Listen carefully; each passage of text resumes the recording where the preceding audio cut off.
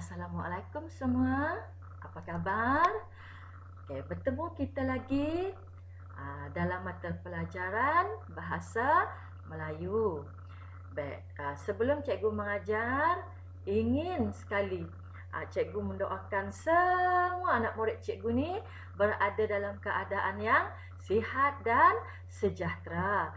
Kerana badan yang sihat, dapatlah kita sama-sama belajar untuk menuju kejayaan. Baiklah, pada hari ini cikgu akan mengajar Bahasa Melayu tahun 4. Okey, baik. Sebelum itu, mari kita sama-sama buka buku teks Bahasa Melayu tahun 4 pada muka surat 125. Okey, buka buku teks Bahasa Melayu tahun 4 pada muka surat 125. Okey. Pada hari ini, seperti yang semua kita sama-sama nampak, hari ini cikgu akan mengajar kamu tata bahasa yang mana tajuknya hari ini ialah pembayaran tanpa tunai. Tahu tak apa maksud pembayaran tanpa tunai? Okay, pembayaran tanpa tunai ni maksudnya jika kamu ikut ibu ataupun ayah kamu pergi ke pasar, ke kedai lah, dan kamu pun membeli pelbagai jenis barang, dan ayah atau ibu kamu tu tak payahlah mengeluarkan wang tunai. Cuma dia akan keluarkan kad debit ataupun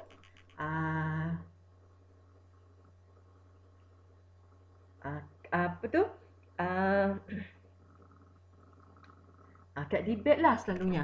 Okey ya. Baik, sekarang kita akan baca dahulu petikan pembayaran tanpa tunai. Okey. Kita sama-sama baca. Bila cikgu baca, kamu yang di rumah pun atau yang berada di mana sahaja boleh ikut bersama-sama cikgu baca pada muka surat 125. Okey, kita baca sama-sama. Pembayaran tanpa tunai. Zara dan keluarganya ke Pasaraya Impian untuk membeli barangan keperluan. Okey, si Zara dan keluarganya pergi ke mana? Ke sebuah pasaraya. Nama pasaraya tu adalah Pasaraya Impian. Okey. Kenapa Zara dan keluarganya pergi ke Pasaraya Impian? Kerana untuk membeli barangan keperluan. Semasa di Pasaraya Impian, maka Zara dan keluarganya pun bercerita. Okey, berbual-bual sesama mereka. Okey, kita baca apakah perbualan mereka. Kata Ibu Zara, "Mari kita ke bahagian makanan. Ibu ingin membeli 2 paket gula, sekampit beras jenama keroja, 2 botol sos cili delima, dan 3 tin susu cair." Okey, itu adalah barang keperluan yang hendak dibeli oleh Ibu Zara. Apa barang keperluan yang hendak dibeli Ibu Zara? Cikgu ulang sekali lagi. 2 paket gula, sekampit beras jenama keroja, 2 botol sos cili delima, dan 3 tin susu cair. Okey, apa kata Zara? Apa jawab Zara kepada ibunya? "Baiklah, Bu. Bolehkah saya dan Fika membeli sebuku roti? Kami mahu berserapan roti bakar pada pagi esok." Nah, apa kata Zara? Apa dia nak beli? semasa di kedai Pasaraya Impian itu. Okey. Zara dan Fika nak membeli sebuku roti serta roti bakar. Untuk apa? Untuk mereka bersarapan pada pagi esok. Okey, apa jawapan Ibu Zara? Boleh. Zara, ayah akan membayarnya menggunakan kaedah pembayaran tanpa tunai. Ibu Zara kata boleh. Boleh Zara membeli sebuku roti dan sebuku roti itu untuk mereka jadikan roti bakar pada esok hari. Okey, siapa yang nak bayar? Ayah Zara. Okey, dan ayah Zara akan membayar menggunakan kaedah pembayaran tanpa tunai. Okey. Seterusnya. Okey, apa kata Zara? Apakah maksud pembayaran tanpa tunai, ayah? Maka bila Ibu Zara ni memberitahu mereka bahawa ayah akan membayar dengan cara pembayaran tanpa tunai, Zara pun bertanya. Kata Zara, apakah maksud pembayaran tanpa tunai? Sekarang ayah jawab. Maksudnya, kita melakukan pembayaran menggunakan kad debit. Seperti kata cikgu tadi kan, kad debit. Bayarkan, keluarkan je kad. Bapa, mama kamu memang tahu tu apa tu kad debit tu. Okey, dan pembayaran akan dipotong daripada akaun bank. Okey. Kad debit tu sekeping kad, tetapi dalam sekeping kad tu mestilah mengandungi wang.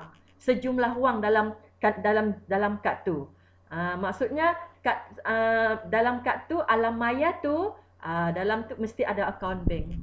Dalam akaun bank tu mesti ada wang. Itu maksudnya. Okey. Okey. Seterusnya, cikgu kata lagi apa maksud pembayaran tanpa tunai? Apa maksudnya? Maksudnya adalah melakukan pembayaran, kita beli barang kan. Kemudian cara kita nak beli barang tu menggunakan kad debit. Tak payah keluarkan wang, kad debit je pakai. Okey. Nanti kalau kamu tak faham apa maksud kad debit tu, minta tunjuk dengan bapa mama. Okey, beritahu mereka macam mana rupa kad debit tu, ayah, macam mana rupa kad debit tu mama. Boleh tanya mereka. Mereka akan tunjukkan kepada kamu. Okey, apa kata Fika? Ibu, puanku akan berkunjung ke rumah kita petang nanti. Beliau akan datang bersama-sama dengan anaknya. Apakah yang akan kita hidangkan? Sekarang Fika memberitahu ibu dia bahawa puanku hendak berkunjung ke rumah mereka pada petang nanti. Baik. Dia risau sebab apakah yang akan dihidangkan kepada puanku dan anaknya bila mereka berkunjung ke rumah mereka nanti. Okey, apa kata ibu? Kita belikan mereka sebiji kek dan sesikat pisang. Untuk puanku yang akan berkunjung ke rumah mereka pada petang nanti, Ibu Fika nak membelikan sebiji kek dan sesikat pisang. Apa kata Fika? Ibu, boleh saya membeli sekotak coklat untuk Lien? Dia akan menyambut ulang tahun kelahirannya esok. Fika juga menambah untuk membeli sekotak coklat untuk Lien. Siapakah Lien? Lien adalah anak puanku yang akan berkunjung ke rumah mereka petang nanti. Okey. Kenapa nak beli sekotak coklat untuk Lien? Kerana Lien akan menyambut ulang tahun kelahirannya esok. Ulang tahun tu maksudnya hari jadi. Okey. Seterusnya, apa kata Ibu Fika? Ya, boleh Fika. Selepas ini, ibu ingin membeli seekor ayam, seikat sawi dan beberapa tongkol pisang. Kemudian selepas ni, Ibu Fika nak membeli seekor ayam, seikat sawi dan beberapa tongkol jagung. Okey. Sejam kemudian, mereka pun menuju ke kaunter pembayaran. Wah, mudahnya ayah membuat pembayaran tanpa tunai. Kita akan lebih selamat kerana tidak perlu membawa wang tunai yang banyak. Nah, sekarang kamu nampak kan, tanpa wang kita juga boleh membeli. Dengan syarat mesti ada kad debit. Dan kad debit tu mestilah ada sejumlah wang. Kita beli barang macam Ibu dan Fika ni membeli pelbagai jenis barang. Kemudian ayah dia nak membayar, mereka bayar tanpa tunai. Ayahnya keluarkan kad debit dan boleh bayar pembelian barang mereka. Dan ini adalah lebih selamat kerana kita tidak membawa wang tunai. Yang banyak, bawalah juga wang tunai itu ke pasar, tapi dalam jumlah yang sedikit sebab kita ada kad debit. Itulah kegunaannya kad debit tu. Baik, setelah kita baca petikan pendek ini, sekarang apa ke aktiviti kita? Okey, aktiviti kita pada hari ini ialah baca sama-sama aktiviti kita. Membaca petikan ya, sudah kita baca petikan tadi, dan mengenal pasti kata nama am, kata nama khas, kata ganti nama serta bilangan penjodoh bilangan. Kemudian membina ayat menggunakan perkataan yang dicetak berwarna sahaja. Itu kemudian yang mula-mula, yang pertamanya kita dah baca, yang pertama kan dah baca kan. Okey, yang kedua kita mengenal pasti kata nama am. Kata nama am dulu. Baik, apakah dia kata nama am? Baik, kata nama am ialah yang ditulis dengan huruf kecil. Ditulis huruf kecil kata nama am ni, kecuali jika kata nama am tu ditulis di bahagian awal ayat. Di awal ayat. Okey. Contoh mungkin dalam petikan ni ada ayah, ada ibu, ada ayam, ada sawi dan sebagainya. Itu adalah kata nama am. Okey, kemudian kita nak tahu pula apakah dia kata nama khas. Apakah dia kata nama khas? Kata nama khas ialah yang ditulis dengan huruf besar di pangkal awal perkataannya.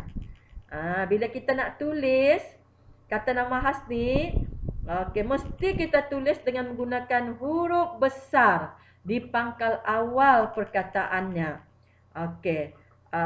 Contohnya kata nama khas ni, nama manusia. Contoh nama cikgu, Dayang. Kemudian Ali. Kemudian Dewa, Awang, Ahmad dan sebagainya. Kemudian mungkin ada nama hari, hari Isnin, Selasa, Rabu dan sebagainya hari. Kemudian mungkin ada bulan, bulan April, bulan Mei, bulan Jun. Itu kata nama khas. Kemudian mungkin ada tempat. Nama tempat seperti Pasar Raya Impian, Kampung Pelita, Kampung Bukit Kota, dan sebagainya nama kampung. Dan sebagainya. Yang mana di awal pangkal perkataan yang cikgu sebut tadi, bila dia kata nama khas, mesti ditulis dengan huruf besar. Boleh faham? Seterusnya kita tengok lagi kata ganti nama. Apakah dia kata ganti nama? Kata ganti nama secara ringkasnya terbahagi kepada 3. Kata ganti nama diri pertama. Seperti saya, aku, beta, hamba. Itu adalah contoh kata ganti diri pertama. Kalau kata ganti diri kedua, contohnya kita nak tunjuk orang ni, kata ganti nama diri kedua ni. Awak, engkau, kamu. Itu adalah antara contoh kata ganti diri kedua. Manakala kata ganti diri ketiga seperti beliau, baginda, dia, ia, mereka dan sebagainya. Okey, itu adalah kata ganti nama. Yang seperti kata cikgu tadi, kata ganti nama tergolong dalam tiga. Itu kata ganti diri pertama, saya, aku, hamba, okey, patik. Kata ganti diri kedua seperti awak, engkau, kamu. Kata ganti diri ketiga, baginda, beliau, dia, ia. Okey, itu adalah beberapa contoh kata ganti. Dan akhirnya, apakah dia penjodoh bilangan? Apakah dia penjodoh bilangan? Boleh? Okey, penjodoh bilangan ialah digunakan sebelum sesuatu atau nama yang menunjukkan jumlah. Penjodoh bilangan ialah selalunya digunakan penjodoh bilangan ini sebelum sesuatu atau nama yang menunjukkan jumlah atau bilangan. Contoh, kalau kita nak beli sayur sawi, seikat sawi. Kalau kita nak beli ayam, 2 ekor ayam. Kalau kita nak beli baju, sepasang baju. Mungkin kalau kita nak beli cincin, sebentuk cincin. Okey, itu adalah beberapa contoh penjodoh bilangan. Dan cikgu telah pun menerangkan apakah dia kata nama am, kata nama khas, kata ganti nama, serta penjodoh bilangan. Cikgu harap kamu faham setelah cikgu terangkan sedikit.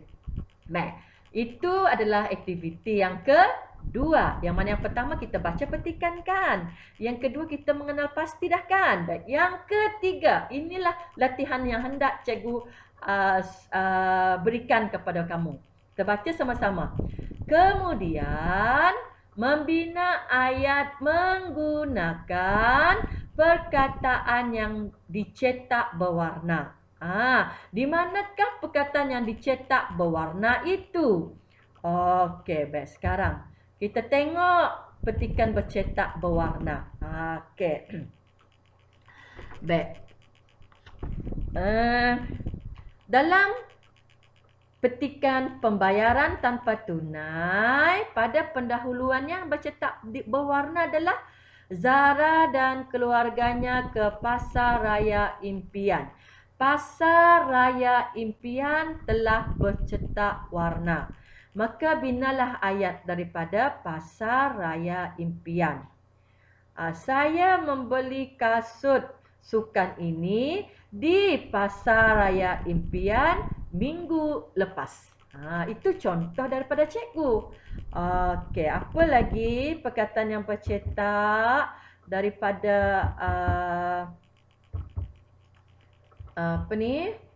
daripada petikan ini. Baik, sekarang kita tengok yang pertama. Dia kata, apa kata ibu? Okey, mari kita ke bahagian makanan. Ibu ingin membeli 2 paket gula. Ini penjodoh bilangan dah ni. 2 paket gula. Sekampit beras jenama keroja.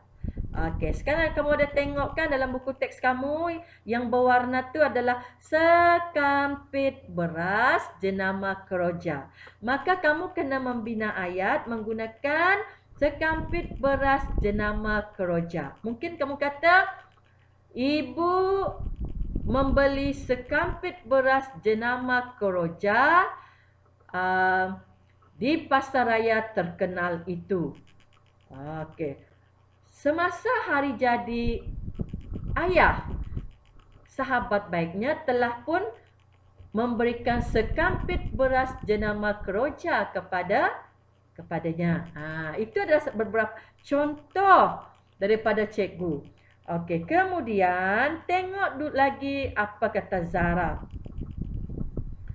Okey, baiklah ibu. Bolehkah saya dan Fika membeli sebuku roti? Sebuku roti ni adalah penjodoh bilangan. Itu penjodoh bilangan. Okey.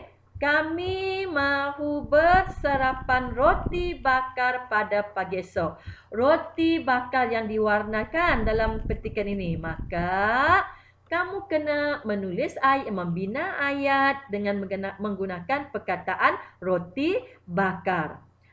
Setiap pagi abang akan makan sekeping roti bakar sebelum pergi ke sekolah. Untuk menggalas perut yang lapar, saya makan sekeping roti bakar. Kamu boleh bina ayat kamu yang lagi bagus daripada cikgu, okey? Seterusnya, apa kata ibu dia? Boleh Zara, ayah akan membayarnya menggunakan kaedah pembayaran tanpa tunai. Tetapi di sini tidak ada perkataan yang dicetak berwarna. Berkata Zara, okey. Apakah maksud pembayaran tanpa tunai, ayah? Begitu juga pada ayat itu tidak ada perkataan yang diwarnakan. Kemudian, apa kata ayah? Kita baca apa kata ayah. Maksudnya, kita melakukan pembayaran menggunakan kad debit. Perkataan kita ini dicetak berwarna. Jadi kamu haruslah membina ayat menggunakan perkataan kita. Mungkin ayat kamu pada hujung minggu ini kita boleh membersihkan rumah bagi mengelakkan nyamuk membiak di sekitar rumah kita. Kita boleh gunakan perkataan kita dekat sana. Jadi kamu kena bina ayat menggunakan perkataan kita. Okey, baik. Seterusnya, apa kata Fika? Ibu, puanku. Puanku ini adalah kata nama khas. Puanku, nama orang. Kata nama khas di sana. Okey, puanku akan berkunjung ke rumah kita petang nanti. Beliau akan datang bersama-sama dengan anaknya. Apakah yang akan kita hidangkan? Itu kata si Fika. Baik, apa kata ibu? Tetapi dalam ayat yang kita baca tadi tu tidak ada perkataan yang dicetak warna. Apa kata ibu? Kita baca sama-sama. Kita belikan mereka sebiji kek. Sebiji kek adalah penjodoh bilangan. Okey, dan sesikat pisang. Sesikat pisang juga adalah penjodoh bilangan. Sesikat itu untuk penjodoh bilangan pisang.